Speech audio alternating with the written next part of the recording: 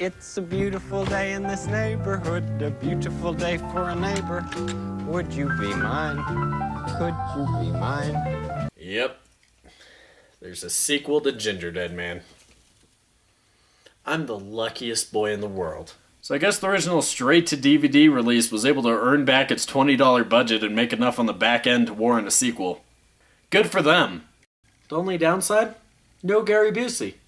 That was honestly the best part of the original film. And now, there feels like there's this empty void inside of my heart.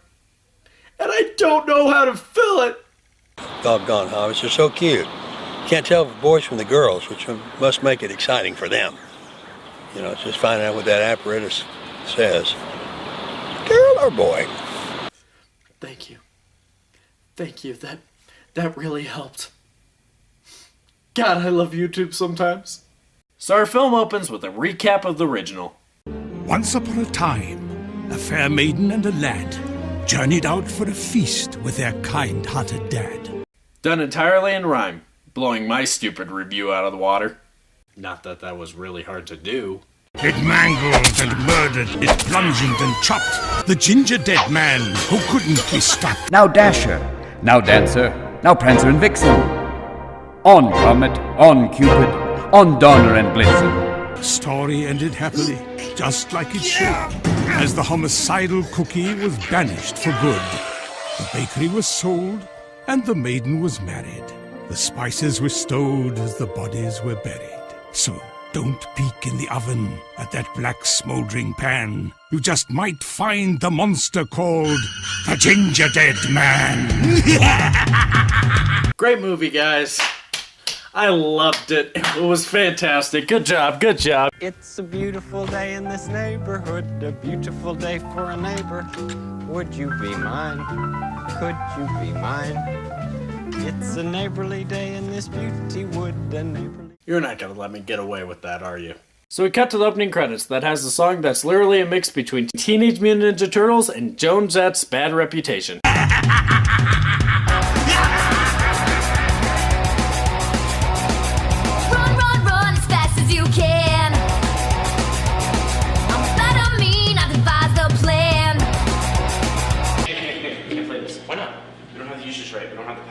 Sued.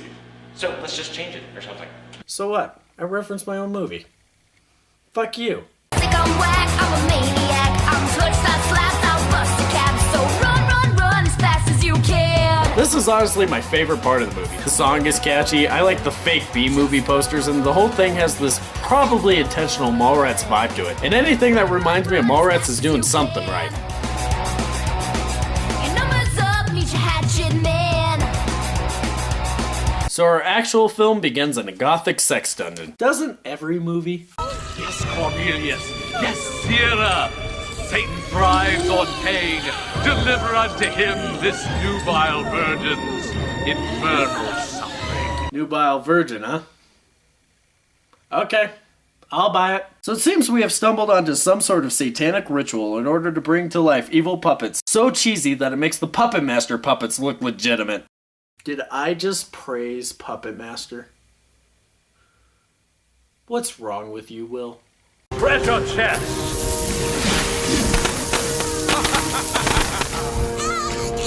Hemorrhoid. Knobgoblin. Percolator.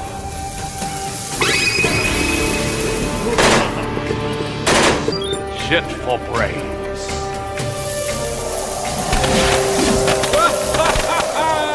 And finally, haunted dildo. Yeah, I don't think I'm allowed to show that. I'd probably get kicked off YouTube. But I can show you good visual representation. Yeah, this is pretty close to what it looks like. I put googly eyes on there.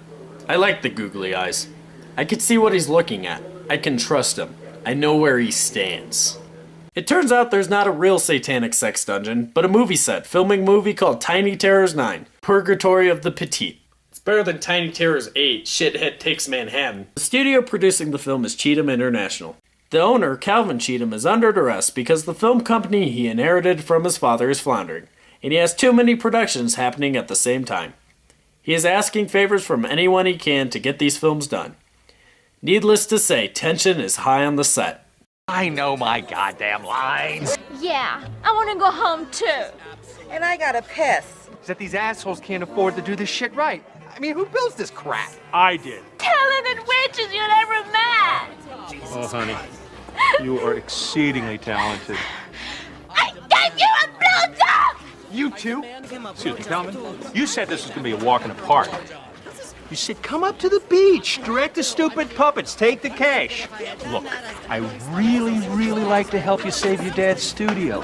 But you did not pay me enough to put up with this shit! You get paid? No. He's been getting paid? No, Ricky, what do you mean? Hey, everybody! He's been getting paid! Just Is that what you're telling me? I haven't gotten around to payroll yet. As soon as I do, Is that what you're telling me?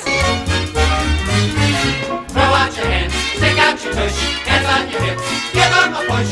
You'll be surprised you're doing the French mistake. Voila! Meanwhile, big busty middle-aged Polly, the craft service lady, brings in some baked goods. You're hungry, because I'm breaking out my big pink box. My sister sent us some baked goods all the way from the great state of Texas. You think you can handle these, honey buns? Sister sent you some baked goods, huh? Well, it's not the most contrived reason I've seen for a slasher villain to be somewhere. Ahem.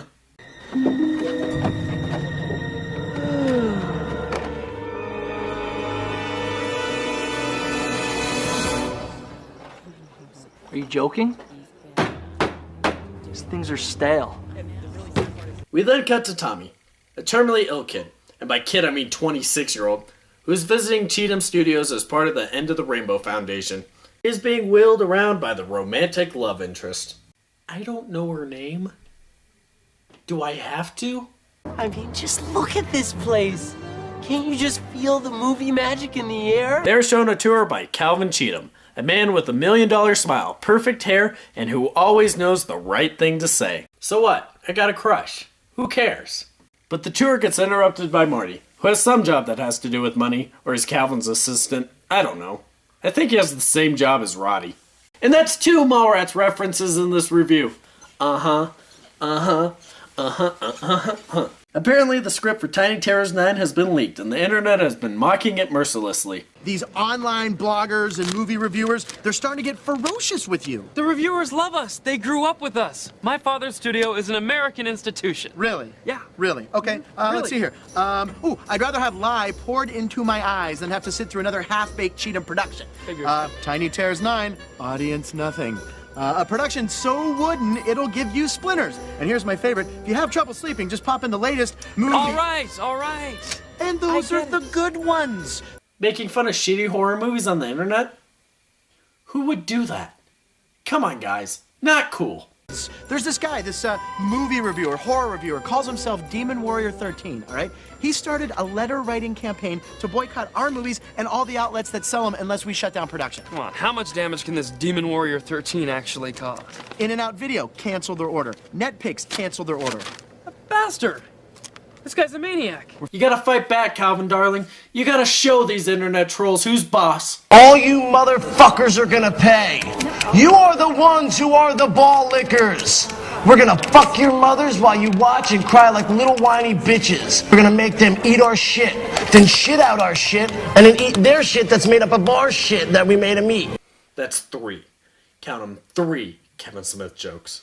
Anyway, the Universal Studio Tour continues. We see hamburger men, stuntmen cowboys, a NASA spanking fetish set, sexy gay angels, evil robots, the middle-aged whore, the satanic sex dungeon, and a Sir Ian McKellen ripoff. Isn't there a gingerbread man in this movie? Oh, there he is, looking in the prop department spellbook for ways to become human again. Transmigration, soul to body transference spell. Place a drop of blood from 5 separate victims on the points of an evil pentagram. Who writes this shit? After the malevolent incantation, a final kill, a 6th victim, and that, the body of a virgin, must be claimed. Only then will transmigration be complete. You don't have to do all that. All you need is a transmogrifier. In fact, I have one right here. Give me a second. See? Transmogrifier. See, I wrote the word on the side with black permanent marker. And all you have to do is stick it on your head. Like this. And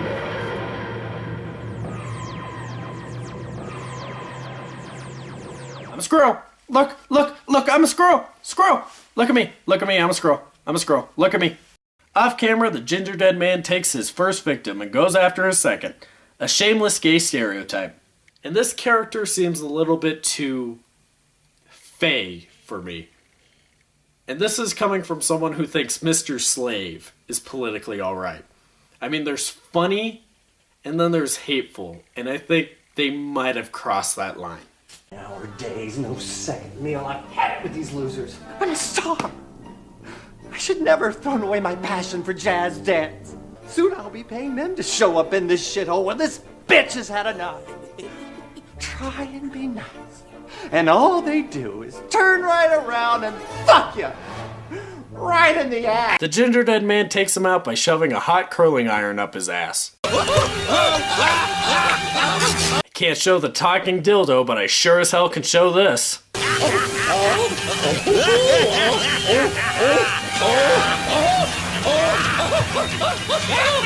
And of course he gets off on it. Which doesn't make sense to me. Even if he likes taking it up the ass, he's not gonna find this pleasurable. There's a reason why that chick in that Eli Roth Thanksgiving trailer didn't moan in pleasure when she got stabbed in the cunt. That shit fucking hurts. That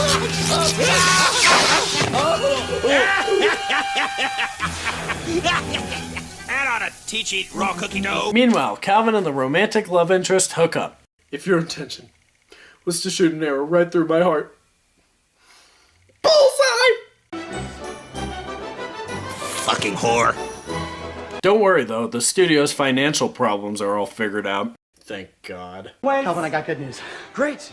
Well, sort of. Okay, I just got a call from this company. They need an office to shoot a few pickup shots in. So? So, I said they can use one of ours. I got $3,000. You're a genius. Thank you. What are they shooting? Does it really matter? $3 grand. They're shooting a movie. It's a love story. It's called Donkey Punch Office Party. It's a porn film. They're gonna be shooting in your office. No pun intended. Did they pay you cash? Yes. Then tell them to have a great shoot. Anywho, the Gingerdeadman then takes out big-breasted Polly and her lover. After he jerks off. Oh yeah, keep going.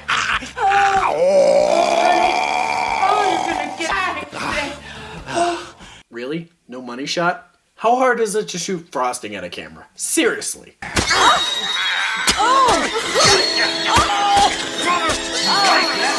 Ready for sloppy seconds! We then cut to Calvin trying to coax a grumpy Sir Ian McKellen ripoff out of his trailer. It's not funny, so we're going to... Gingerdeadman's next victim is the Tiny Terrorist puppet operator, but our little gingerbread man gets confused. Hey, baby, in town long? Oh, you're making my loaf rise. I got something that'll melt in your mouth. Hell no. Who is that? What is this? Oh, arch your back. Arch your back. Hold still. You want it, don't you? Oh, you dirty bitch. Oh.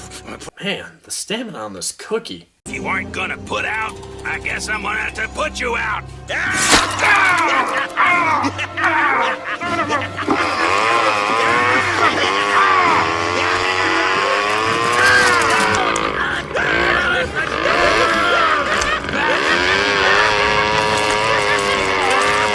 As he is doing his work, our heroes catch the Gingerdeadman in the act. Oh, have I been a bad boy? Sorry I can't stick around for dessert.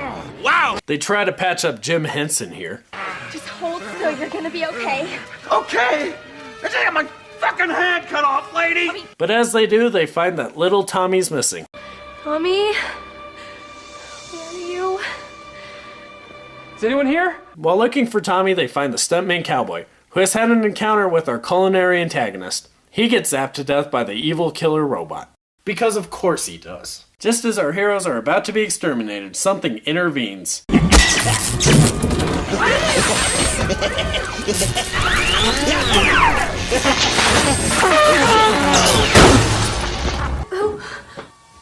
Demon Warrior 13? No, it's...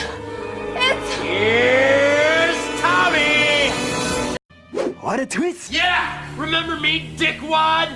The kid who sent you countless scripts which were callously rejected and returned unopened. Well, we really try not to accept unsolicited mail. Do you have any idea how hard it is to fake a terminal illness in the name of vengeance? You have really got to have a passion to make your point. And tonight, Kelvin, I'll be making the ultimate point.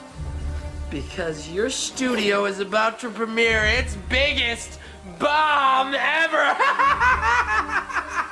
You like the bad pun? I do like the bad pun. I tried to warn you in all my scathing reviews, but you didn't listen! I've read literally every single screenwriting instruction manual that exists. I know how to make a good movie! But do you hire the people that know what they're doing? No! You're too busy making sequels. Or following your dreams, or hiring your friends, all in the name of having a good time! Yeah, fuck that guy. He should be having fun, making movies with his friends. He should be making serious pictures, like The Crying Game, or The Piano. And that's 4. Wait! You're right. You're absolutely right. I'm a total hack! I have no talent. I have no idea what I'm doing. I desperately need someone like you on my team. And sadly, you've had to go to this extreme to make me realize that I can't do this alone. I need someone like you. We need you. Let's face it, since I took over, our movies have become total caca. Well, I mean, they're not that bad. I mean, I'm renting them, right? I'm watching them. I mean, obviously there's an audience for what you're doing. I mean, you guys have been at it for 50 years. You must be doing something. Is Tommy played by Joe Walker? Okay, how do you propose you get my Death Eaters into your little daycare center? And don't suggest a giant slide or a trampoline, because we've already tried those. You know what? Right here, right now, I want to offer you a 3-picture deal. What? Really? I gotta say, I'm feeling a little bit awkward here. No, this isn't awkward at all. You did the right thing. You know what? On Monday, we're gonna create a whole new slate just for you. You've arrived, Thomas Goldberg. Or should I say, Thomas Terror. Something tells me you're gonna be responsible for Cheetham Studios' biggest hit! Hi, Dad. Come on, Skank, you had one job, and you blew it!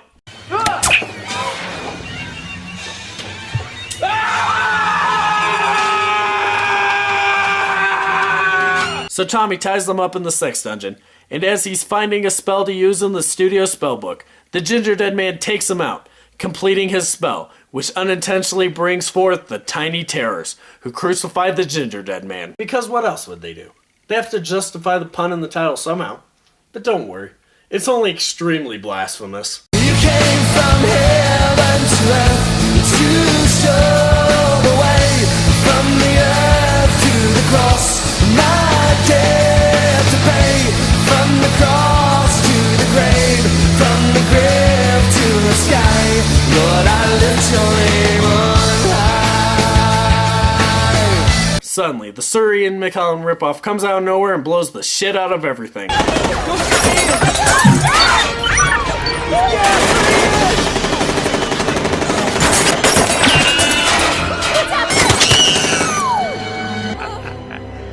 I suppose that's the way the cookie crumbles, eh? Hey?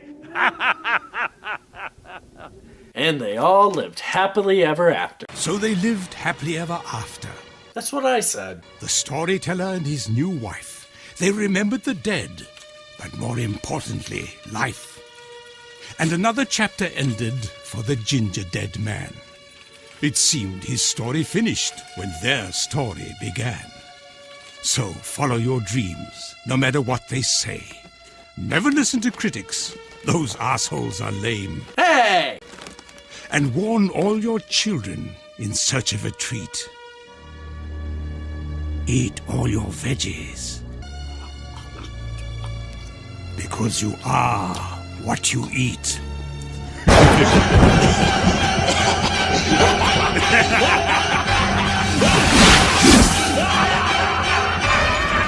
The movie's over. Yay! And to my surprise, it wasn't as bad as the first one. The original had the ungodly sin of being painfully tedious. This had undeniable energy to it. It does exactly what a silly cookie-related horror movie should do. It's silly, vulgar, bloody, tongue-in-cheek, and you can tell they had a lot of fun making it, so I can't hate on it too much. Besides, that opening song is catchy as hell. I'm Will, and next week, we complete the trilogy. Run,